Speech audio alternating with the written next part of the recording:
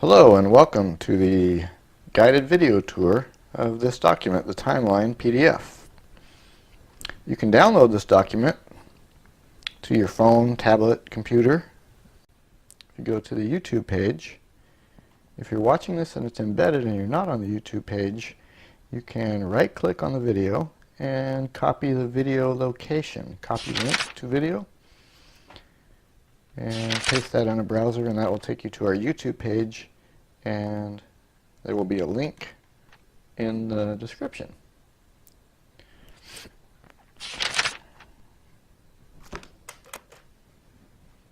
Okay.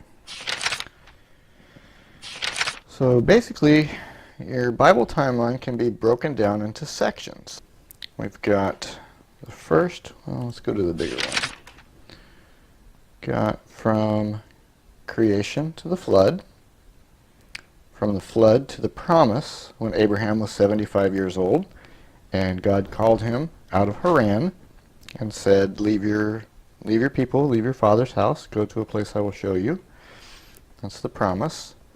And then the next section goes from the promise to the Exodus, and that's 430 years. Exodus 12:41 tells us that's 430 years to the very day. And this section from creation until the giving of the law on Mount Sinai, which was later in the same year of the Exodus, this section is sometimes referred to as the patriarchal period, where God didn't really speak through Moses yet, or through the prophets that were later, but he spoke through the heads of the household, so the patriarchs. And from Mount Sinai, which was the same year that the Israelites left Egypt, a 480-year period until the 4th year of Solomon's reign, where the temple foundation was laid. During that stretch of the 480 years, we have when they leave Mount Sinai and they wander in the wilderness 40 years until they entered the Promised Land. After they entered the Promised Land, we have the period of the Judges, where the judges ruled. They would get into trouble, and then the judges would come save them. And this section has been really confusing for a lot of people for a lot of years, trying to reconcile the numbers, and they try to put them together, or they try to string them together, try to figure out how they fit. But what we're going to do, we're going to put every year is going to be in a row. Each row of this spreadsheet represents a year. So when we have everything plugged in here, everything should reconcile, and there should be no wiggle room for fudging or guessing. If we get it right, it should be obvious. So we have the time of the judges. After the time of the judges, we have King Saul. We want a king. We want to be like the other nations.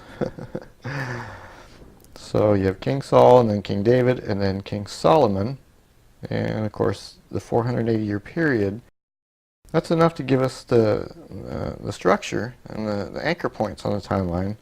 But we also have the time frame given of the judges and King Saul and King David as well. So we can show the fine-tuning in between here, where everything fits. There's another section right before they entered the land, the Promised Land, with Joshua. They defeated Sihon, king of the Ammonites. And that is referenced later in the end part of the Judges by a man named Jephthah, who judged Israel. He sent a letter to the Ammonites because they were having a quarrel over the land. And he told them, he said, Jephthah told the king of the Ammonites, he says, when Israel came through here, God gave this land to us. We defeated Sihon, king of the Ammonites. And he said, for 300 years we've occupied this land. Why didn't you retake it during that time, if that was your land? And he says, will you not take what your God Chemosh gives you? Well, we're going to take what our God Jehovah gives us. That was our part of our inheritance, part of our land that was given to us. But if you remember, if you notice, he said 300 years, for 300 years. Now, since we're plugging all this into a spreadsheet for the timeline, we're going to have a specific year and a specific month for when that happened, when they defeated Sion. So we can count, 1, 2, 3, 4, we can go 300 years and see where that lines up with Jephthah. So that's one way to test it, and the other way is the 480 years. So we'll look at that a little more closely as well. So after the reign of Solomon, of course, the kingdom divides. We have Israel to the north and Judah to the south. We have a divided kingdom. Solomon's son Rehoboam rules over Judah, and Jeroboam, who a lot of the wicked kings later in Israel get compared to him, Jeroboam, son of Nebat, he rules over Israel. So during this divided kingdom, we'll follow both. We're going to follow Israel all the way until the captivity, the Assyrian captivity, and then about 100 years later, we'll have Judah will go into Babylonian captivity. Now along the way, there's going to be various synchronisms and various points that are going to pin to the timeline, one, and also are going to reconcile between Israel and Judah. And we're going to take a closer look at that. That's also been, just like the area of the judges, that's also been an area of controversy for a lot of years for chronologists that have tried to put this together. So we're going to show you how it all fits. And it's all going to fit in here, and it's going to be verifiable.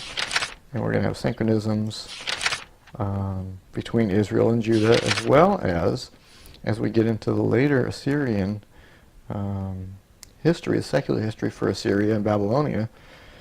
We're going to notice there's a lot of synchronisms there as well, and we're going to see with no doubt that the timeline is accurate, and in fact that the Bible timeline, starting at creation, is going to be our benchmark. That's going to prove to be the most reliable. The secular history of the Assyrians and the Babylonians, we've got a very solid synchronism point at 605 BC at the Battle of Carchemish. It's been, attested and agreed upon by many scholars. And that's going to be our point of synchronism, and then we can go back and you'll see that the Assyrian and the Babylonian history, the farther back we go, the less reliable it is and the more shaky it is. And we'll see that the Bible timeline is actually going to be our benchmark from creation. It's going to be verifiable, and everything in secular history is going to match up with that. Egypt's a little more difficult for a lot of reasons. We can get into that later. But we're going to use the Assyrians, the Assyrian kings, and the Babylonian kings. And there's a lot of tablets that have been found in Nineveh. When they excavated Nineveh, they found Ashurbanipal's library. And there are tons and tons and tons of these clay tablets written in cuneiform. This cuneiform script, they've been translated, and we've got a lot of details that match up with things in the Bible. So it's going to be pretty exciting. So let's go ahead and take a look at that.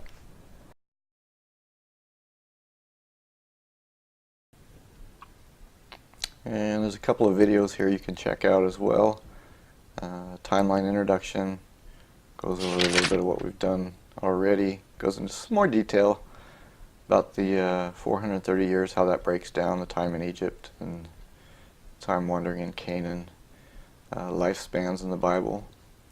Another one, it goes into some detail about the different ages before and after the flood.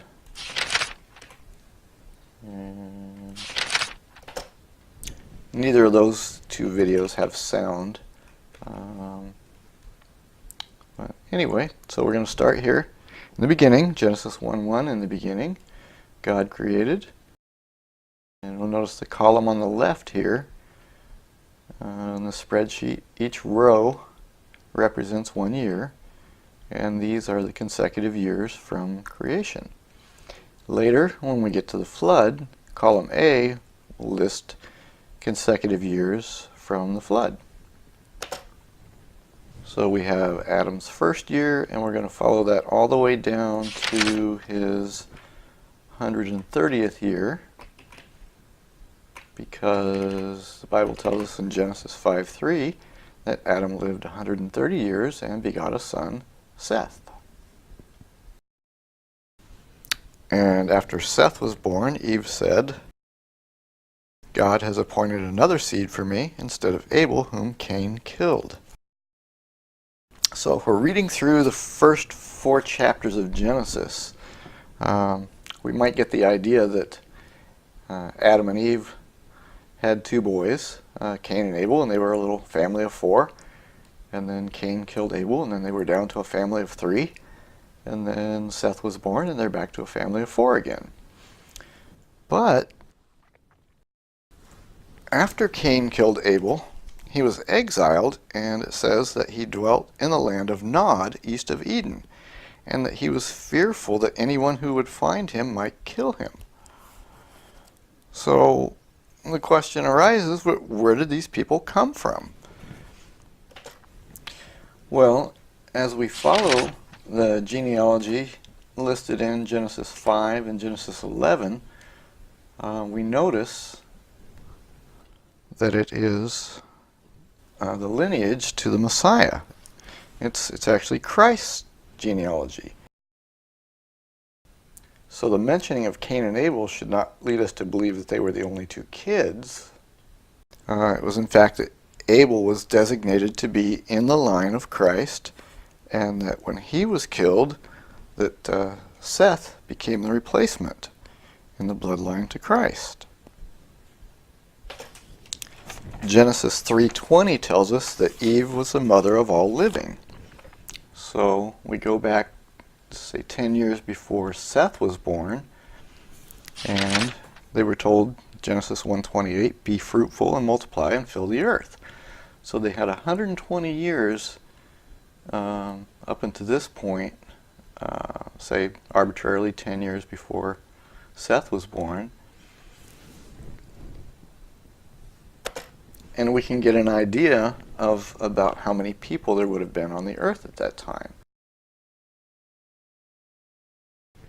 If we assume a modest annual growth rate of 5.8%, population would double every 12 years. So after 120 years, population would have doubled 10 times.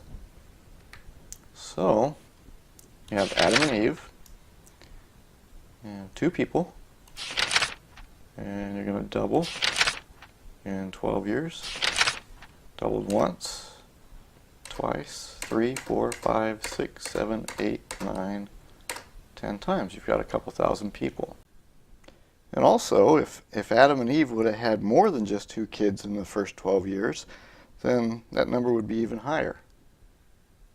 So we can see that there was a potential for at least a couple thousand people at that time. So that would explain why Cain was afraid and where these other people came from. Now, continuing on, Seth lived 105 years and begot Enosh. And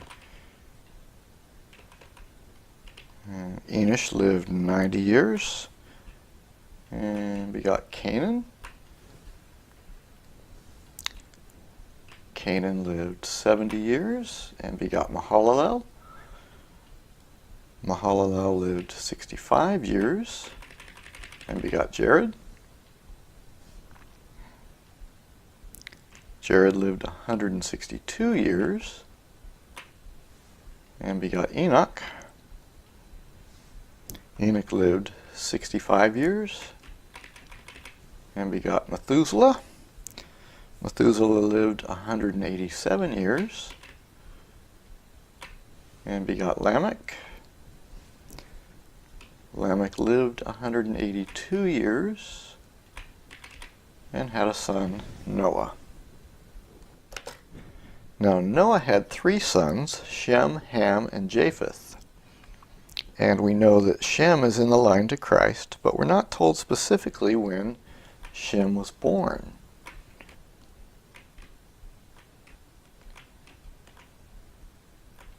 So, how do we know where to put Shem on the timeline?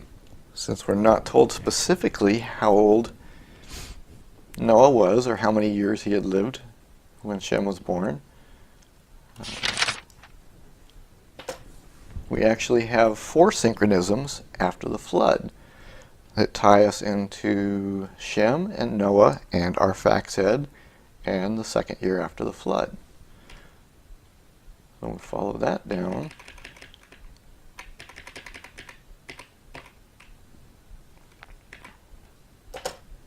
And we can see in Genesis 11:10 it says Shem was 100 years old and begot Arphaxad 2 years after the flood. And since we know that the flood was in the 600th year of Noah's life, we know that 2 years after the flood was Noah's 602nd year. When Arphaxad was born, that was his 1st year, and we know that Shem was 100 years old. So now we can pin Shem and Arphaxad to the timeline accurately.